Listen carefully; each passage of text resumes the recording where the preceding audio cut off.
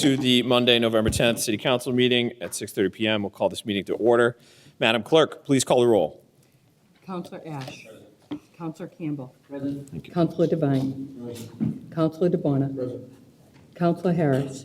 Councilor Liang. Present. Councilor McCarthy. Present. Councilor Minton. Present. President Kane. Present. 8 members, you have quorum. Thank you, Madam Clerk. Please stand to observe a moment of silence. Please use this moment as you will.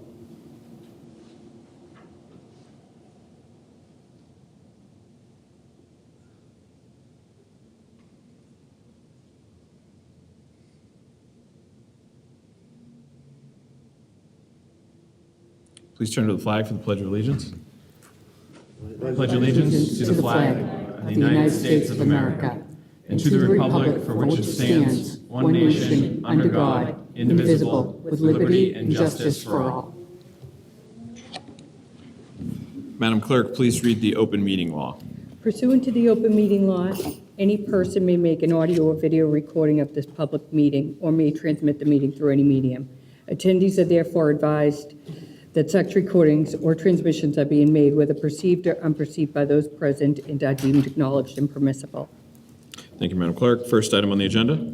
2025-119, order home rule petition, an act relative to the maintenance of pre-employment physical examination records for the public safety personnel at the City of Quincy. Thank you, Madam Clerk. The President recognizes the Mayor's representative, Chris Walker. Through you, Mr. President. Thank you. Thank you, councilors. I did send out a brief memo before the weekend relative to this home rule. It's a highly processed issue, but I'll walk through it for the benefit of the full body and folks watching. So this home rule relates to what's been a pretty stubborn issue over the last several years that has affected a number of cities and towns in Massachusetts. Quincy's not the only one. This has happened in the city of Boston and a number of other places as well. And it's caused some real problems for some of our public safety personnel who are entitled to full accidental disability benefits from the state retirement system, what we call PARAC. Prior to about 12, 15 years ago, the city did not maintain pre-employment medical records, the pre-employment physicals of police and firefighters, which are a prerequisite to getting hired. It wasn't a requirement that they be maintained. It was not something that was, it was not part of any process at that time. A few years ago, PARAC didn't require these as a condition for approving these kinds of disability benefits. The understanding was, of course, that any police officer or firefighter who was hired would have to have shown that they were free of any pre-existing conditions that would be ultimately potentially be related to a disability. At some point, I would say within the last 5 or 6 years, PARAC began requiring evidence of the pre-employment physical, and this has caused some issues because the retirement board does not have them. The city doesn't have them up until that certain point. I think, again, about 12 or 15 years ago where the city started maintaining as part of the record. Now, the city wouldn't maintain medical records for its employees in any great degree anyways. But, and we don't know, doing the research on this and talking to folks, whether this was a formal policy. There's no one that recalls getting a formal notice from the state that this is the way it was going to be and that it's a new thing, or if they're just tightening, which is fine if they're just tightening up existing policy.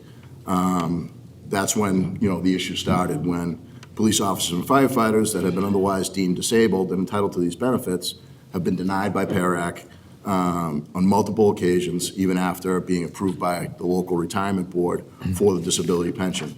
These eligible employees have had to jump through hoops. The city's had to jump through hoops trying to convince PARAC that these eligible employees were indeed healthy at the time of hiring. This home rule, what it will do, it will allow a sworn affidavit by the city or the employee stating that the employee did not suffer from any pre-existing condition related to the disability upon which he or she is retiring at the time of their hiring. And this largely relates to what's called the heart bill, heart disease, and things like that.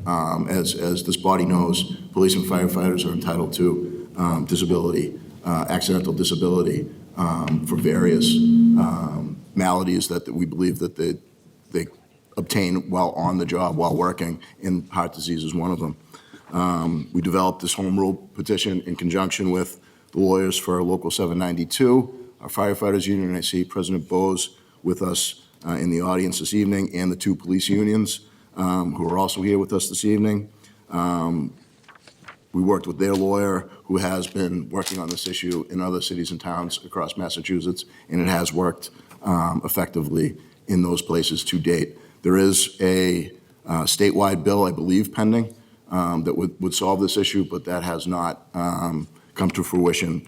And we think this is an appropriate way to move forward to ensure that our police and firefighters who are 100% entitled to accidental disability get through this process in a way that without confusion and without getting muddied. Thank you, Mr. President. Okay. Thank you, Mr. Walker. Any questions, comments from colleagues? President recognizes Councilor Liang.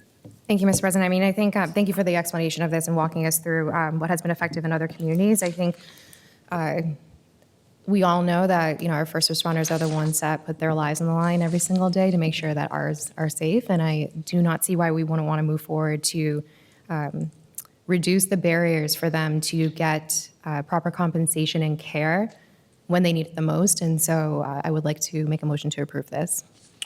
Motion to approve made by Councilor Liang, seconded by Councilor Devine. On the motion? Okay. Madam Clerk, please call the roll. Counselor Ash. Counselor Campbell. Yes. Counselor Devine. Yes. Counselor DeBona. Yes. Counselor Liang. Yes. Counselor McCarthy. Yes. Counselor Minton. Yes. President Kane. Yes. 8 members. Thank you, Madam Clerk. Next item, please. 2025-120, a resolve regarding the electrical explosion incident at Southern Artery and Broad Street, demanding accountability from National Grid and Riley Brother, Inc. President recognizes Councilor Liang. Thank you, Mr. President. Speaking of our first responders responding to incidents, unfortunately, a few weeks ago, during some of the utility work that was getting done over on Southern Artery and Broad Street, there was an explosion that so far I don't think we can deem as tragic yet. The person who was injured is unfortunately still at the hospital fighting for their life at this point, and many more could have been injured because of this one incident. And I think given the amount of work being underway in the city right now, we need to make sure that the standards that the city sets, specifically through, I want to mention the Department of Public Works, through our commissioner, and we all know from working with him how high his standards are and how that ripples throughout his entire department. When we work with contractors like National Grid, who then work with their contractors like Riley Brothers, the expectation is that those standards that we set, that our commissioner sets, trickles down, right, to those contractors. And this incident shows, I think, that unfortunately it's not the only time that National Grid continues to fail to follow the standards set forth by our commissioner in the city. And so what happened was that National Grid's contractor, Riley Brothers, had some folks on site doing utility work. And the supervisor on site told the employee, oh, that line isn't live. You're fine. Go ahead and keep doing the work. And that line, unfortunately, was live. And when it was struck, it created an explosion where actually there was a power outage throughout the city in that area as well. And again, this employee is now still in the hospital weeks later fighting for his life. And it's something that could have been so much worse, but still in and of itself is something that is still completely unacceptable. And so I think it's important that we, as a council and as a city, holds these contractors accountable, and I think we're owed an explanation, right? Like, what's the training process? What was the person on site even instructed to do, right? The employees that are working for these contractors trust those supervisors to keep them safe. And again, this could have been an issue where our first responders could have been injured as well. And so just all around, it's like we can set the standards, but we need to make sure the contractors are meeting them. And a company as large as National Grid should not be one that we're concerned with. And again, it's unfortunate that this is not the first time that something has happened. And so I'm submitting this resolve to really call them to task and come and explain to us what the procedure and policy was leading up to this, what the training process was, what their process is working with their contractors, right? Like, what's the screening process when they bring on their contractors? We need to make sure, again, that whatever conditions we set forward for safety measures are being met. And so that's what this resolve is to call both National Grid and Riley Brothers to come to the council and explain, again, what the proper safety protocols are, what the training process is.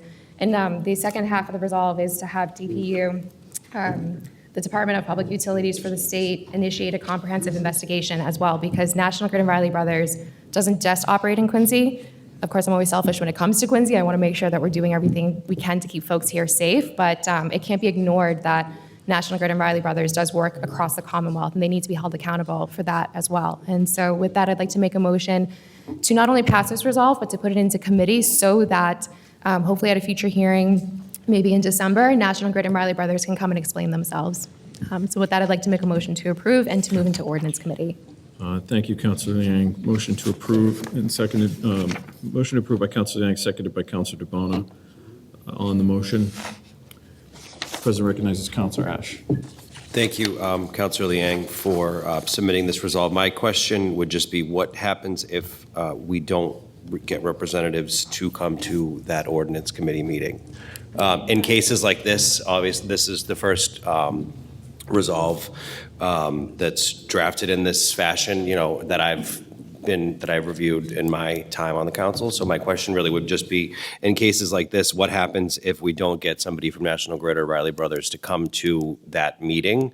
Are there any ramifications, say, that would draw them here to give this presentation to us?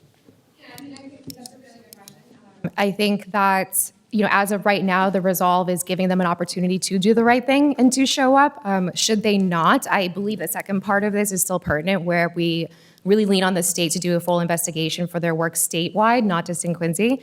Following, should they not show up, which, to be frank with you, they've done some things in the city where we've tried to call them to task before and they haven't. I'm hoping this time, given the severity of it, they will. But it's an opportunity for us to reconvene and decide, again, in conjunction with our commissioner, of course, to figure out what else can we do to try to hold them to task and hold them accountable, frankly, to explain themselves to the residents and to the family of the injured employee. As of right now, I'm not trying to put anything detrimental in here with their licensing or permitting, because I do want to, me, right? I'm always thinking positive, trying to give them the benefit of the doubt, but certainly, and given that it happened, I believe maybe it crosses over your ward, right? But this is something where, as counselors, we always have the opportunity to submit a resolve, future piece of legislation, whatever we see fit as a body to take as next steps, should they ignore this if it passes.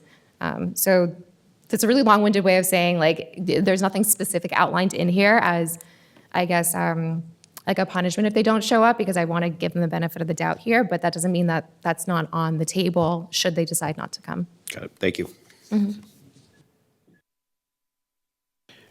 We don't have subpoena powers, but we've called National Grid here before for power outage season that took place a couple years ago. And I remember former Councilor Palmucci asking some people to come to, I don't remember what that was about, what the issue was, but they never came. But National Grid at least came last time, so I'm sure if this passes, we'll have Madam Clerk reach out to the appropriate community representatives to get some people to come. Okay. Motion to approve by Councilor Liang, seconded by Councilor DeBona. Madam Clerk, please call the roll. Councilor Ash. Yes. Councilor Campbell. Yes. Councilor Devine. Yes. Councilor DeBona. Yes. Councilor Liang. Yes. Councilor McCarthy. Councilor Minton. President King. Yes. 8 members. And Madam Clerk, will you please make sure that those letters go out to both National Grid and to DPU. Thank you, Councilor Liang. Madam Clerk, next item on the agenda. Number 3, 2025-121, a gift for $2,750 from various donors to DARE. Motion to approve by Councilor Devine, seconded by Councilor Campbell. Madam Clerk, please call the roll. Councilor Ash. Yes. Councilor Campbell. Yes. Councilor Devine. Yes. Councilor DeBona. Yes. Councilor Liang. Yes. Councilor McCarthy. Councilor Minton. Yes. President King. Yes. 8 members. Thank you, Madam Clerk. That concludes our regularly scheduled agenda for the evening. Approval of previous meeting minutes. Motion approved made by Councilor Liang, seconded by Councilor Campbell. All those in favor? Those opposed? Ayes have it. Communications and reports from the mayor and other city officers and city boards. Madam Clerk. Yes, I do have 2, traffic request to refer to ordinance committee for advertising, Ward 2, Councilor Ash, remove no left turn on Curtis Ave at Washington Court, add 2 stop signs on Arnold Street at 5th Ave, creating a 4-way stop. Thank you, Madam Clerk. Unfinished business and preceding meeting, seeing none. Reports of committees, seeing none. Presentation of petitions, memorials, and remonstrance. President recognizes Councilor Campbell. Thank you, Mr. President. I just wanted to make sure we acknowledge someone whose daughter has been a worker at the City of Quincy for a long time, Michelle DiPlacido. Her mom, Anna, passed away on November 1st. I believe, actually October 30th. And I just wanted to make sure that we at least acknowledge that she was a wonderful lady, she was born in Abruzzo, Italy. She came here in 1965 at the age of 25, and she started in Dorchester, and then she finally made the perfect move over to Quincy, where she's lived here ever since, until a few years ago she moved out to Situate. She was a dedicated homemaker, I should say, and worked at the original Montilio's Bakery in Quincy Center for a little bit.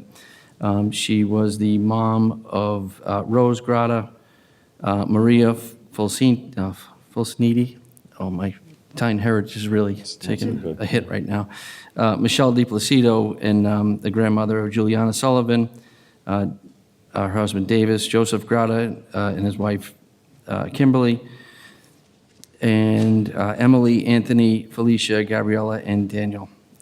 She was the cherished great-grandmother of Ellie, and someone who we all know, Michelle. She's worked in the health department now for a bunch of years. I graduated high school with her. She's a wonderful lady, and obviously she was a great extension of her mom. So sending the DiPlacido family the best of wishes as we move forward. Thank you, Councilor Campbell. Okay, motions, orders, and resolutions. Seeing none. Scheduling of committee meetings and public hearings. Our next regularly scheduled council meeting is Monday, November 17th at 6:30 p.m. Be there or be square.